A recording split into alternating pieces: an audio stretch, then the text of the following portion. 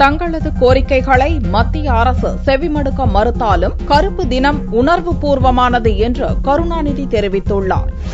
ஐநா சபையில் இலங்கை அதிபர் ராஜபக்சே பேசுவதற்கு எதிர்ப்பு தெரிவித்து டெசோ தீர்மானத்தின்படி அதன் உறுப்பினர்களும் திமுகவினரும் வியாழக்கிழமை அன்று கருப்பு தினத்தை அனுசரித்தனர். திமுக தலைவர் கருணாநிதி, பொருளாளர் ஸ்டாலின், மூத்த தலைவர்கள் ஆற்காடு வீராசாமி, TR பாலு, இளங்கோவன் உள்ளிட்டோர் கருப்பு சட்டை அணிந்து தங்களது எதிர்ப்பை தெரிவித்ததோடு தங்களது வீடுகளிலும் கருப்பு கொடி ஏற்றி வைத்திருந்தனர். காலையிலேயே முக்கிய நிர்வாகிகள் கோபாலபுரம் வந்து கருணாநிதியை சந்தித்து பேசினர். அப்போது செய்தியாளர்களை சந்தித்த கருணாநிதி தங்களது வேண்டுகோளை மத்திய மாநில அரசுகள் ஏற்றுக்கொள்ளாவிட்டாலும் உணர்வையும் எழுச்சியையும் கருப்பு தினம் உருவாக்கி உள்ளதாக கூறினார். மத்திய அரசுகள் எல்லாம் வருகின்ற வகையில் எங்களுடைய எதிர்ப்பையும் மறுப்பையும் தெரிவித்திருக்கிறோம்.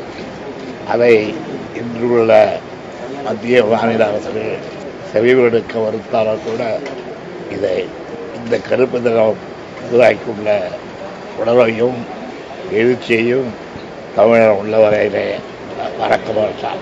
அறிவாலயம், அன்பகம் உள்ளிட்ட இடங்களில் கருப்பு கொடி ஏற்றியதோடு இளைஞர் அணி சார்பில் துண்டு பிரசுரங்களும் விநியோகிக்கப்பட்டன.